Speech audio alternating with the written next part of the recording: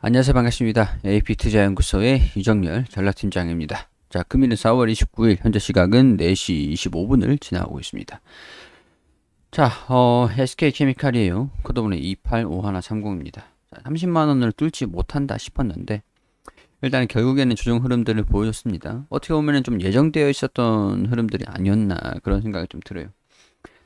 자, 일단 뭐 안타깝지만, 비중을, 저 같으면 여기서 비중을 이탈을 오늘 뭐, 시장이 조금 빠지는 모습을 보여줬기 때문에 지금처럼 떨어지는 모습을 보여줄 수는 있다고 봐요. 그래서 좀 감안하더라도 지지 구간을 좀 명확하게 이탈을 하는 모습을 보여줬기 때문에 27만 5천 원을 좀 버텨줬다라고 하면 좀 버텨볼 만 했겠는데 쭈르륵 내려가는 그런 모습을 보여줬습니다. 어, 비중 축소도 나쁘진 않을 것 같아요. 비중 축소도 좀 나쁘지 않을 것 같다는 생각이 드는데 25만원 부분에서 반등을 일단은 좀 지켜봐야 되는, 확인을 해봐야 되는 부분들인 것 같고, 좀 언제 반등이 나올까? 일단 시장이 반등이 나와야 돼요. 시장이 오늘 외국인들이 장중에는 매수를 하면서, 자, 이렇게 되죠.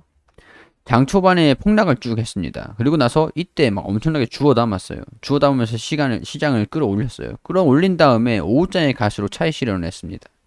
어, 단기적으로 매수를 하다가 오후장에 갈수록 매도로 전환을 하면서 지수가 내려왔습니다.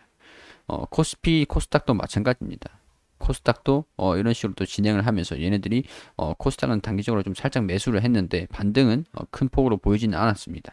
뭐 대체적으로 다 떨어졌어요. 다 떨어졌어요. 그래서 안 좋은 모습을 보여줬기 때문에 SK케미칼 같은 경우에서도 흐름들이 좀 조정받는 흐름들을 좀 보여줬다. SK바이오사이언스도 마찬가지가 되겠죠. 자, 오늘 뭐 노바백스 판권에 대한 소식들이 좀 있었었어요. 노바백스 판권이 단연이 아닌 1년 계약으로 밝혀졌다. 그럼 이거 어떻게 되는 거야? 그러면 그 추후에 실적이 어떻게 되는 거냐?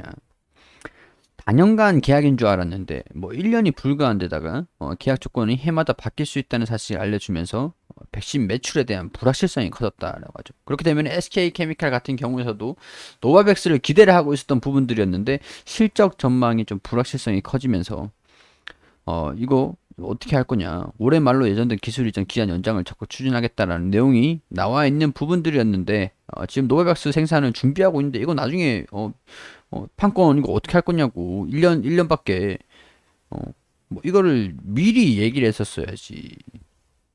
미리 얘기를 안 하다가 갑자기 이런 얘기들이 좀 나와주니까 쉽지 않네요. 1년 단위 갱신이 아니라 수년 단위 계약 갱신이 이루어진다는 답변을 드렸다. 이마저도 모호하게 답변해서 제대로 알 수가 없었다. 기업이 이렇게 얘기를 하고 돌려버리면은 뭐 투자자 입장에서는 뒤통수 맞은 것밖에 안 되죠.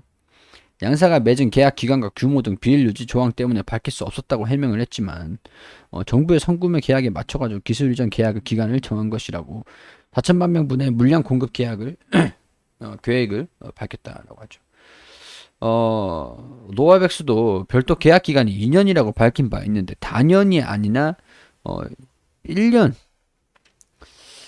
이렇게 되면은 이렇게 되면은 실적이 1년 뒤면은 불확실해지겠죠. 1년 뒤면은 실적 전망이 변할 수 있는 부분들이니까 지배주주 순이익의 변화가 없는 이상이라는 그런 조건을 계속 달았었는데 불확실성이 좀 켜져가지고 빨간불이 켜진 거다라고 좀 봅니다. 노바백스 이런 소식이 좀 안 나와줬다라고 하면은 낙폭이 오늘 시장에 의해서 하락을 했다라고 하지만 이 정도까지 하락은 나진 않았겠죠.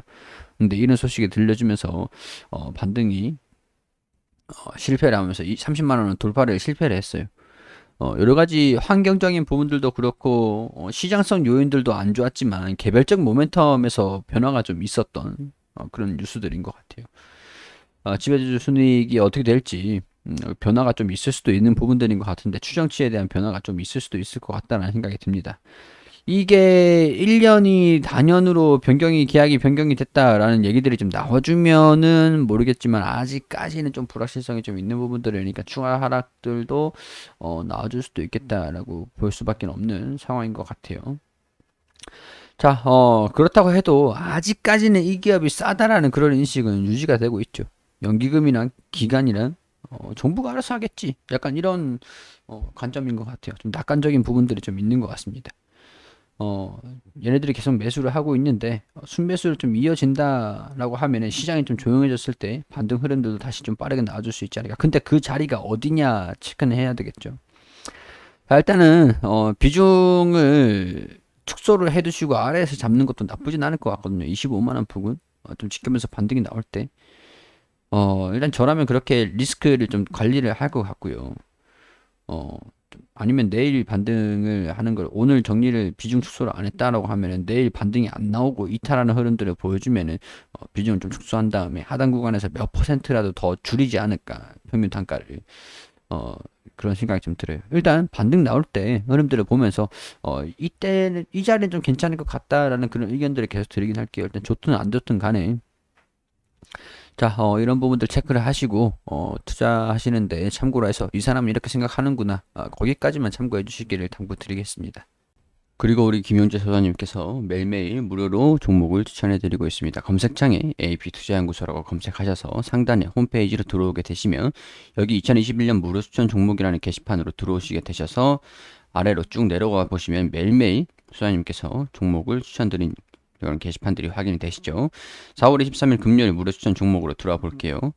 자, 통상적으로 우리 장전에는 뉴욕 증시가 어떻게 움직였는지 이런 식으로 우리가 어떤 부분들을 알아야 되는지 브리핑을 드리고 시황적인 부분들 체크를 해드리고 9시가 되면은 종목을 추천해 드립니다. 9시 문배철강 현재가 5,050원 그리고 1차 목표가 5,200원, 손절가 4,850원으로 대응하시라고 말씀드리고 9시 1분에 제일제강 현재가 3,525원, 1차 목표가 3,630원, 손절가 3,320원 이렇게 두 종목 추천드렸습니다.